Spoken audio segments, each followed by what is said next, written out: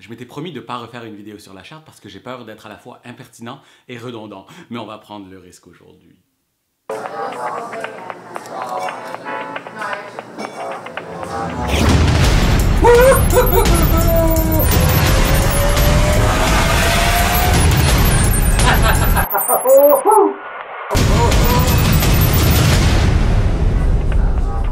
Quoi?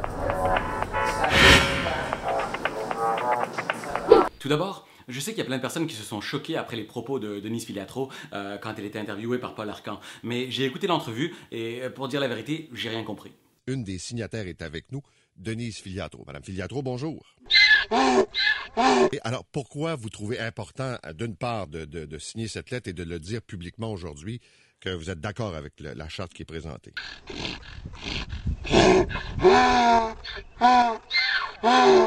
En fait, je voudrais pas m'adresser aux Jeannettes, mais je voudrais plutôt aborder la plus récente chronique de Normand Baillargeon sur le site web du Voir qui s'appelle « On peut se le dire, si Dieu existe, il est les femmes ». Tout d'abord, je suis assez déçu qu'un philosophe de renom utilise une sorte de sophisme assez extrême pour donner le titre à son article. C'est-à-dire que « On peut se le dire » est une forme d'argumentum ad populum, ce qui veut dire qu'on donne la raison au peuple. C'est une façon de dire que si tout le monde le croit, c'est effectivement vrai. Une sorte de paresse intellectuelle qui est utilisée généralement par des gens moins intéressants et moins pertinents que Normand Baillargeon. Donc c'est assez décevant de voir que M. Baillargeon commence tout de suite avec un sophisme. Mais ce qui m'a choqué le plus dans cet article, c'est pas le populisme initial du titre, ni le fait qu'on donne des informations qui existent déjà et qui ne nous apprennent absolument rien.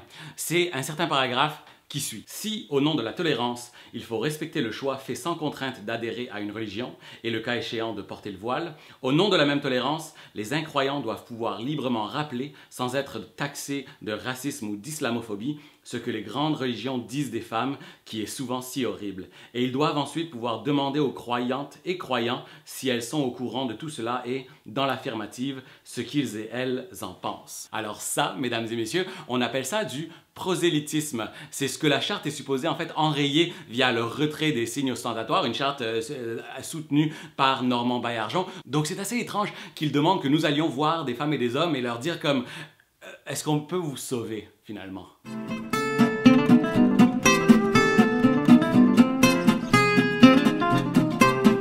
Et j'avoue que si j'avais jamais, disons, connu de femmes juives qui sont profondément ancrées dans leur religion et dans leur confession, je pourrais probablement adhérer aux propos de Normand Baillargeon, mais à certains degrés variables, j'ai connu ma mère, mes tantes, des cousines, des partenaires avec qui j'ai réalisé des cafés littéraires, des collègues de travail avec qui j'ai fait des pièces de théâtre, des ex-copines, des amis, et je sais pertinemment que ces femmes-là sont libres, elles sont intelligentes, elles sont profondément indépendantes et féroces, et elles font partie de la composition complexe de mon identité. Me dire qu'elles sont profondément connes, sensibles, opprimées par leur mari ou par la société des hommes, c'est les insulter et c'est m'insulter par le fait même et c'est aussi m'obliger à prendre une position paternaliste, aller les rencontrer puis leur dire « Hey, savez-vous que vous êtes connes quand elles ne le sont pas? » J'espère, sans trop le croire, que c'est ma dernière vidéo par rapport à la charte, mais j'ai l'impression, Internet, qu'on aura besoin de moi prochainement.